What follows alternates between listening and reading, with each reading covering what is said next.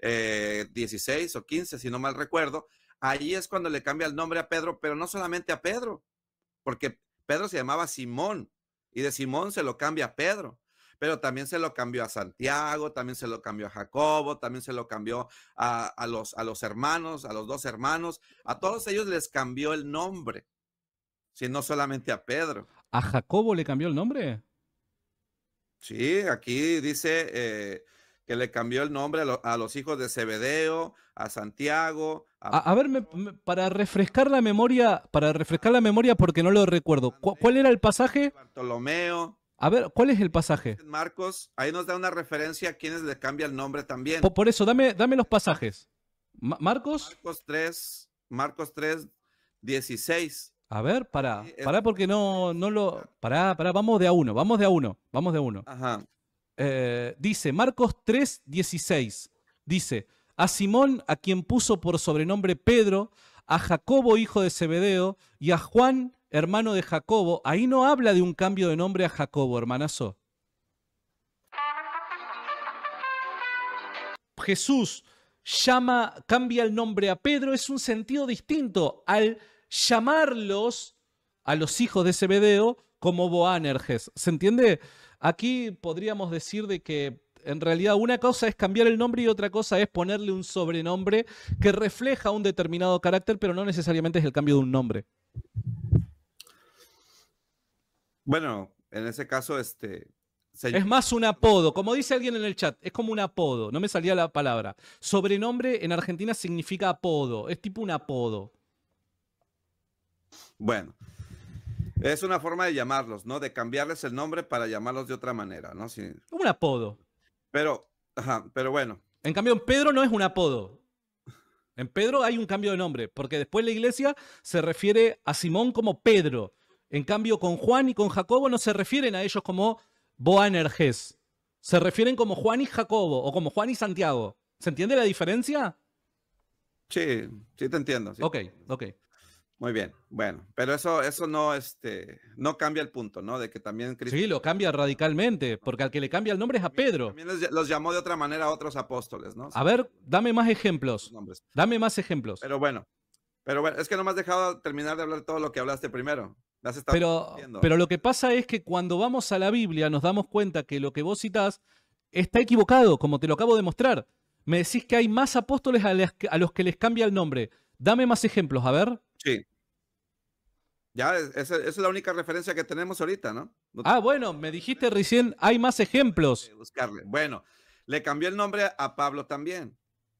¿A Pablo le cambió el nombre?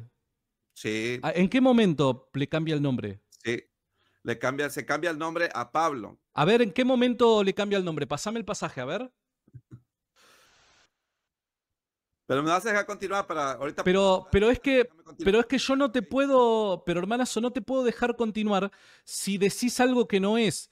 Mira, vos estás diciendo ahora que a Pablo le cambió el nombre. Pásame el pasaje bíblico y lo chequeamos. Se le cambió el nombre a Pablo. Dame el pasaje bíblico, dale. Tengo el pasaje bíblico en la mano, no la tengo y tengo que buscarlo. Porque no existe tal pasaje bíblico, amigo. No existe. O sea, ¿no se le cambió el nombre? Claro, mira, te explico.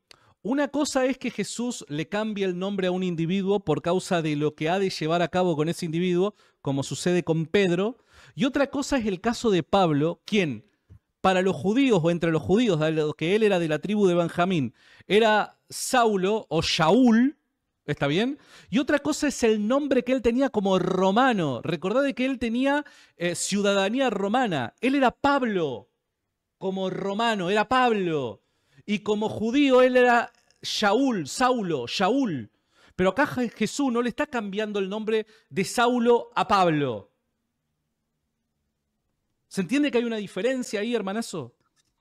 Ok, sí. Entonces yo estoy equivocado en eso.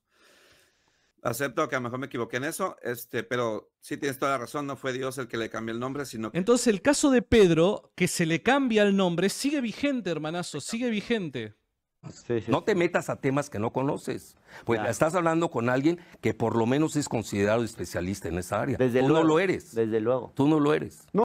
Sí, tienes toda la razón, no fue Dios el que le cambió el nombre, sino que... Entonces el caso de Pedro, que se le cambia el nombre, sigue vigente, hermanazo, sigue vigente. Puede ser Pedro estaba haciendo otras labores a lo que se les había indicado que hiciesen. Entonces, cuando Cristo los llama, no es para decirle, hey, tú vas a pastorear la iglesia, sino que al contrario era como un tipo de reprensión si leemos bien el texto. Porque ¿cuál es el texto? Antes de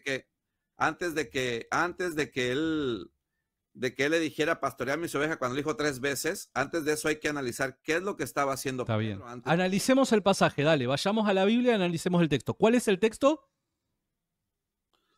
Permítame. Por favor. Creo que es Juan 21:15, creo. Ok, yo voy al pasaje que vos me digas. Ok, lo leo, ¿te parece? Apacienta mis ovejas, dice el título de la Reina Valera 1960. Dice lo siguiente.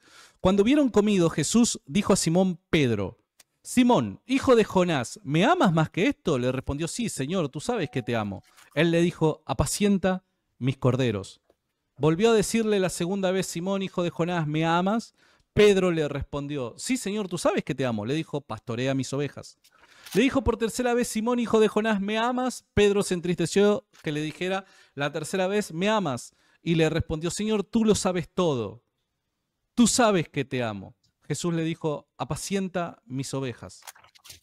Ese es el pasaje, ¿verdad? Bueno, ese es el que habla de apacienta mis ovejas, pero antes de eso, hay que ver que lo que Pedro y los demás discípulos estaban haciendo es que estaban pescando. Se metieron al mar a pescar. En realidad, Pedro se desvió del propósito que ya les había encomendado el Señor, que era ir a predicar, ¿no? Y Pedro, ¿qué es lo que hizo? Fue a pescar, fue a hacer una labor que ya no le correspondía hacer.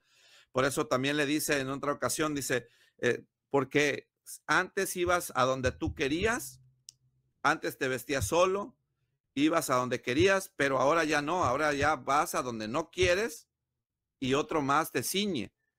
Estoy en desacuerdo con vos. ¿Por qué? A ver. Porque vos dijiste de que Pedro se desvió del propósito que le había encargado Jesús y estoy completamente en desacuerdo con vos. Y te lo demuestro bíblicamente. ¿Puedo? A ver, pues adelante. Lucas capítulo 24, verso 48.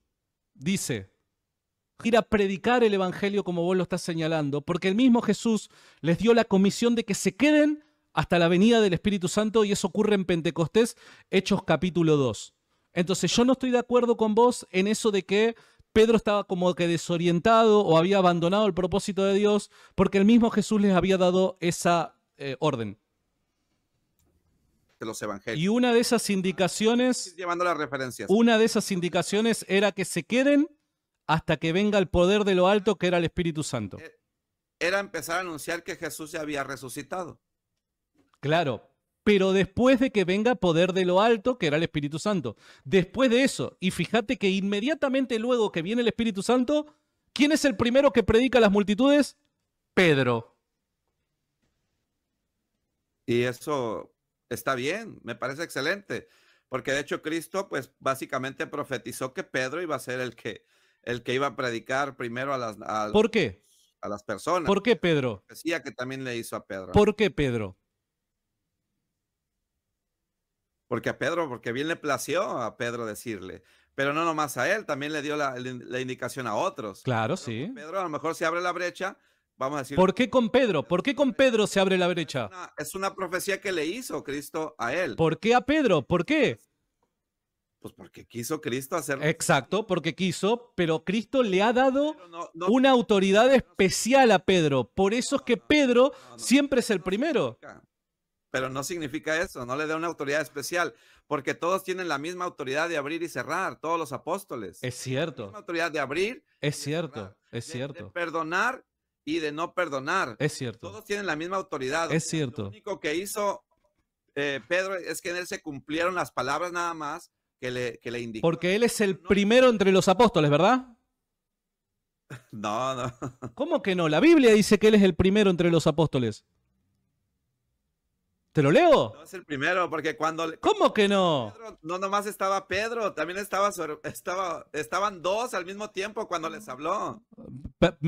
Perdóname, te lo tengo que leer. Mateo capítulo 10. Mateo capítulo 10, verso 1. Entonces, llamando a sus 12 discípulos, les dio autoridad sobre los espíritus inmundos.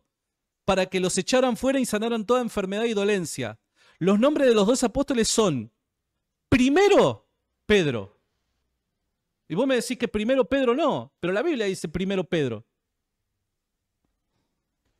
Pero eso no significa que tenga algo especial por ser el primero. Es igual que los demás apóstoles, tienen la misma autoridad. Igual, no tienen la misma autoridad, son iguales. Bueno, está bien, qué sé yo. Yo respeto tu forma de pensar, ¿está bien? Una discusión entre ellos de que quién era el mayor entre ellos. O sea, si realmente había algo muy especial en Pedro y que él era el mayor entre ellos, Cristo hubiera dicho, ¿saben qué? No discutan, Pedro es el mayor. Pero más sin en cambio, cuando le están discutiendo, hey, ¿quién va a ser el primero? ¿Quién es el primero entre vosotros? ¿Quién es mayor entre nosotros? Y el Señor los reprende.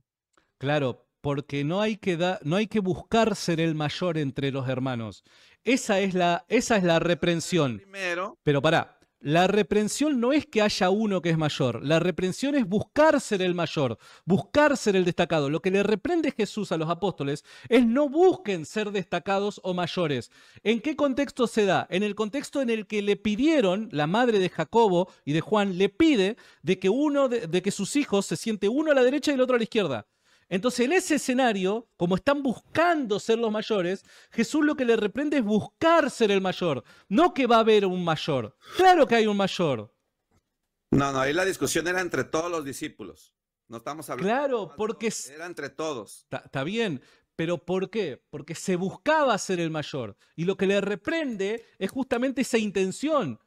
Pero no, Jesús no dice de que no va a haber un mayor. Bueno, ¿y por qué Jesús le dice entonces? No les dijo, a ver, ¿saben qué? No discutan, Pedro es el mayor. ¿Por qué no les dijo eso? Bueno, ahí desconozco porque Jesús no dijo esa clase de cosas. El mayor es el que sirve a los demás. Pues obviamente no da una especificación de que Pedro era el mayor porque no era el mayor. Todos eran iguales, todos tenían la misma autoridad, todos tenían el mismo ministerio, todos tenían las llaves para abrir y cerrar. Entonces no es algo así, simplemente... ¿Todos tenían la misma autoridad?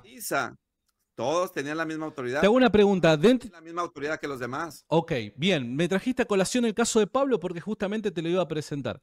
Si Pablo tiene la misma autoridad, ¿por qué tiene que ir a Jerusalén al concilio?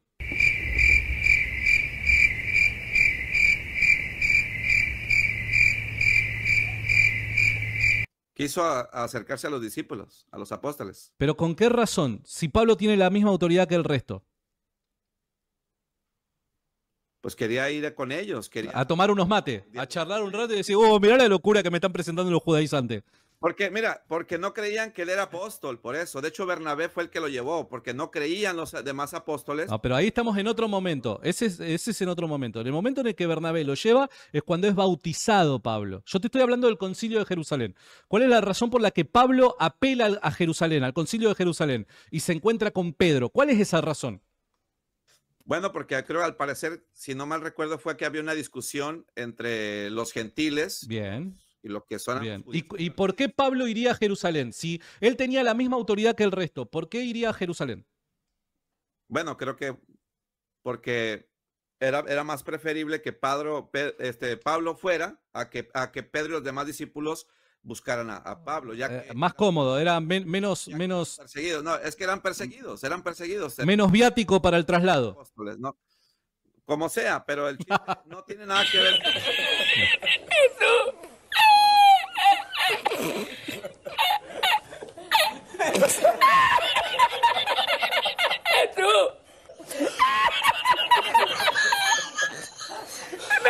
El concilio, mira. Viático para el traslado. Apóstoles, ¿no? Como sea, pero el chiste no tiene nada que ver el concilio, mira. Bien, buenísimo. Esa es la razón por la que Pablo entonces repartía las cartas que habían redactado el concilio a las distintas iglesias para justificar su postura, ¿verdad? ¿No te das cuenta ahí, hermanazo, con todo respeto te lo digo, ¿no te das cuenta ahí de que Pablo está apelando a la autoridad del concilio? Pablo está apelando a la autoridad que tienen los otros apóstoles. Pablo está apelando a una autoridad superior a él para justificar su enseñanza, para justificar su doctrina. está haciendo eso, hermano. Nosotros como la iglesia de Cristo, que estuvimos en oración continua, no hicimos votos, no hicimos un conclave, no nos metimos a un cuarto de forma privada que nadie nos viera para ver, a ver que no. Toda la iglesia en general hizo oraciones y pidiéndole a Dios lo que teníamos que pedir. Y ¿qué le pedían? Respondió en su momento. ¿Qué le pedían? Toda la iglesia en general hizo oraciones y pidiéndole a Dios lo que teníamos que pedir. Y ¿qué le pedían? Respondió en su momento. ¿Qué le pedían?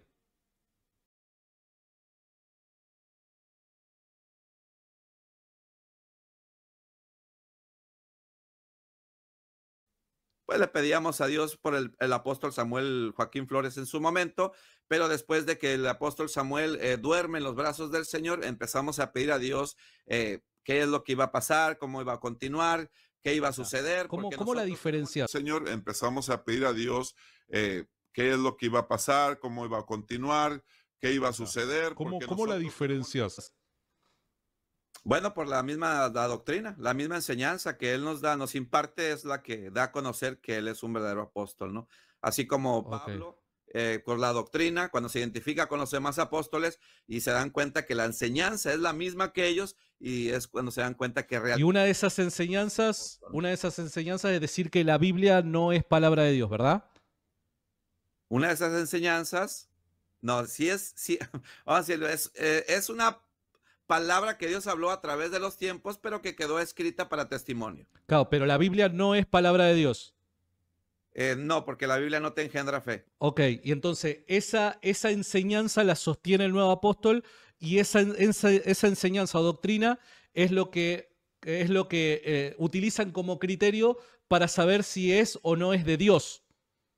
Es que esa Biblia que tú traes en la mano se convierte en palabra de Dios en las manos del enviado de Dios. En el Nazón, en el hombre Nazón este. Sí, exactamente. Si lo quieres ver. Okay. Sí. Esta Biblia, esta otra bibliota que tengo yo aquí. Esa es una de las doctrinas que lo confirman a él como verdadero enviado de Dios. No nomás una.